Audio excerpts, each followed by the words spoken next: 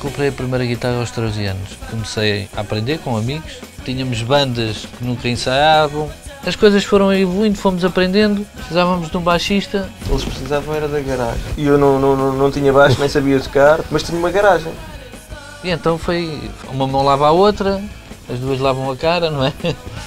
Depois já o Filipe tocava, o Zé Graça cantava, fazia umas letras e pronto, ainda demos uns concertos e continua a ser uma banda de culto no Barreiro. Os Cruz Credo continua a ser no Barreiro o Sex Pistols.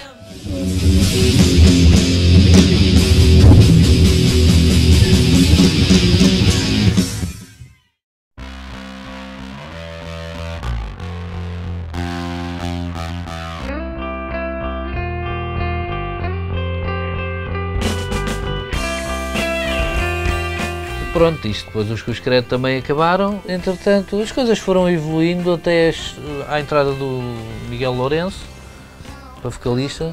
Eu não tinha nada a ver com o punk, nem com o rock.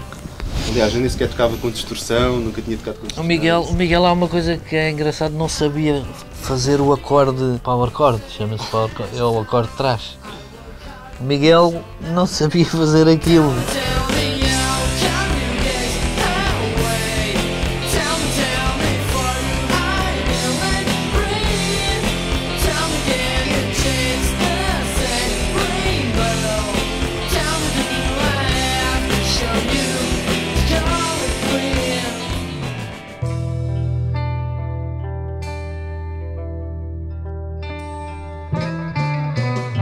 Mais rock, som um pouco mais agressivo, mas tínhamos melodia mesmo, e o Miguel tinha uma presença muito forte em palco.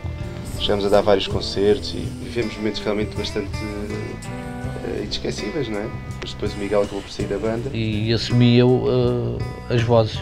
E o Pedro depois revelou essa capacidade de descobrir melodias de voz um pouco diferentes. Acho que deu aquele cunho também próprio aos Toast. Está aqui o Filipe, baixista dos Toast. Olá, este é o Pedro. Sou eu, Pedro, ele é o Miguel. Eu sou o Miguel. Os Toast, cheguei a ir em tour com eles, filmar umas coisas, filmar-los em concertos, tentar sacar-lhes entrevistas, coisa impossível. Concertos, muitos concertos. E sempre pisar os pés. Estamos sempre conhecidos. Mas é que tiveram à disposição para... Onde fica no Marshall, aqui vem 40 watts. Guitarra de 60 contos. Uma pedra na cabeça.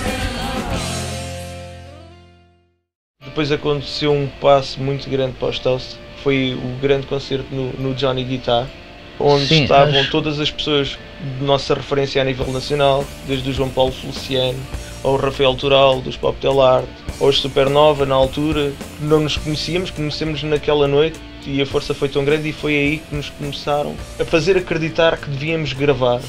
Muitas vezes as músicas levava só um riff de guitarra e a partir daí o Miguel se calhar metia outra guitarra, o Filipe metia o baixo e aquilo saía e a música estava feita. Todos tinham o seu papel, não vi ninguém que se destacasse na banda como líder. Foi engraçado a facilidade com que se realizou o álbum. Fizemos o disco num mês.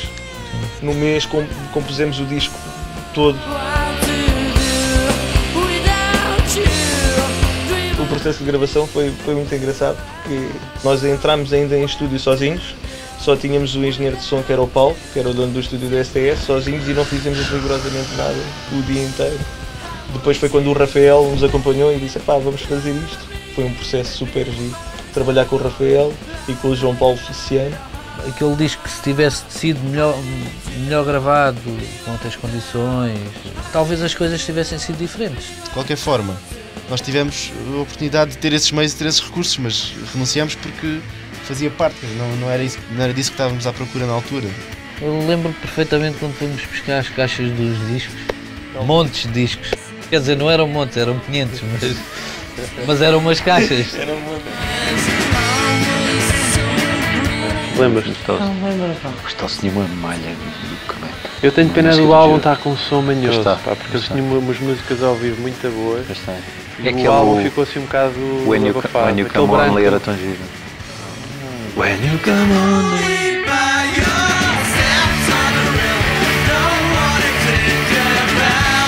Chega uma altura em que se tu queres ganhar alguma escala e queres ir aos festivais, a única hipótese era através de uma agência, caso contrário é impossível uma pessoa sozinha conseguir agenciar esse tipo de concerto. O que nos aconteceu na altura foi que não funcionou muito bem porque o agente era de facto bom, mas que ficávamos longos períodos sem tocar, dependentes desse agenciamento. Eu é que tenho que safar sempre tudo.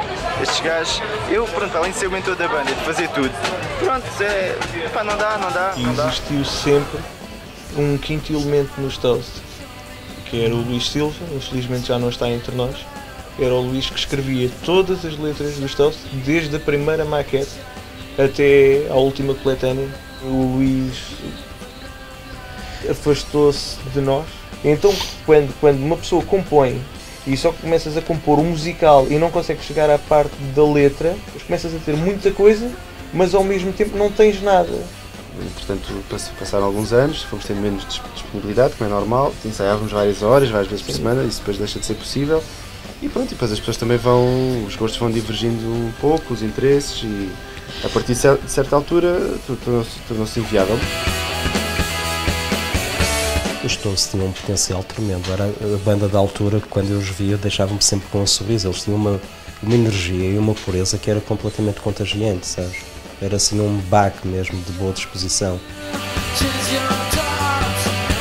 Eu acho que principalmente é, pronto, morrermos e deixarmos alguma coisa que as pessoas possam ver e ouvir e que não tenha tempo nem idade e que seja uma coisa que marque profundamente todos aqueles que eu ouço.